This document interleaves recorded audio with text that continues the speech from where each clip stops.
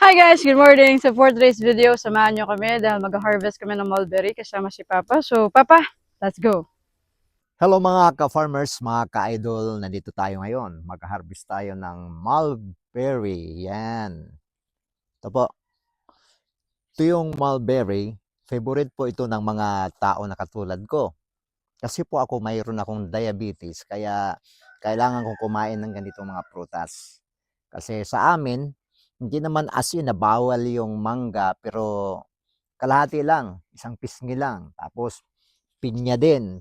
Kaya dito kami nakafocus sa ganito, mulberry. Kaya nangunguha po ako ng mulberry. Ito po. Ayan, maraming hinog na po. Kaya sa mga mahilig sa mulberry dyan, magtanim kayo ng marami. Kasi, ako, may ano pala ako dito. May karibal ako. Ibon. Wag muna ibon kasi ako muna. Kukunin ko muna itong mga hinog. Alam ko po maraming mga mahilig sa mulberry. Lalong-lalo na sa mga tao na mahilig sa mga prutas, mahilig sa mga vitamin C. Yan po ang makukuha nito. Yan. Pero sa totoo lang po, tanim po ito ni Anak Sam. Anak Sam, kukunin ko itong mga hinog ng mulberry po ninyo. Kasi sayang naman, kakainin lang ito ng mga ibon. Kaya ako na lang kakain.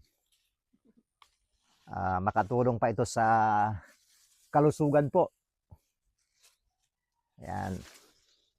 Pag sa ibang lugar ka dito, bibilhin mo ito ng mahal. Pero dito po, libre lang. Libre kuha ba? Marami pa dyan. May granada pa dyan, oh. Pero hindi pa nahinog. Hindi granada yung pumuputok, Granada na, anong English na yan? Oo. Grenade.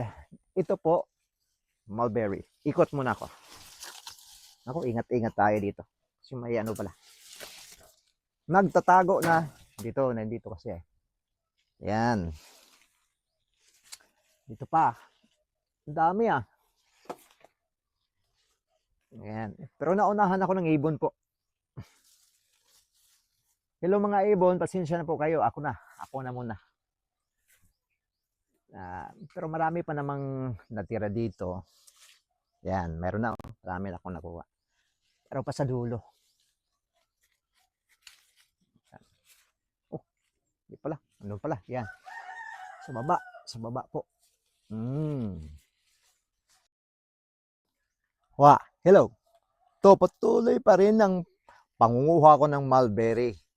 Mga ka-idol, mga ka-farmers, mga kabundok, mga katribo, kung ano-ano pa po. Ito po ang buhay namin sa bundok. Mahirap, simple, pero kung marami kang matanim sa paligid, marami kang ma-harvest. Kaya magtanim ng marami.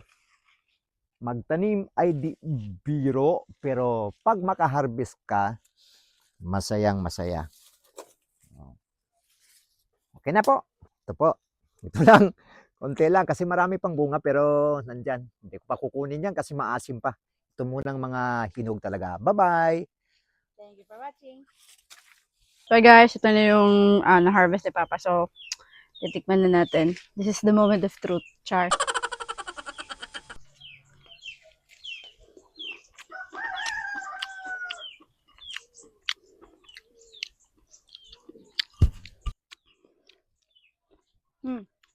Okay.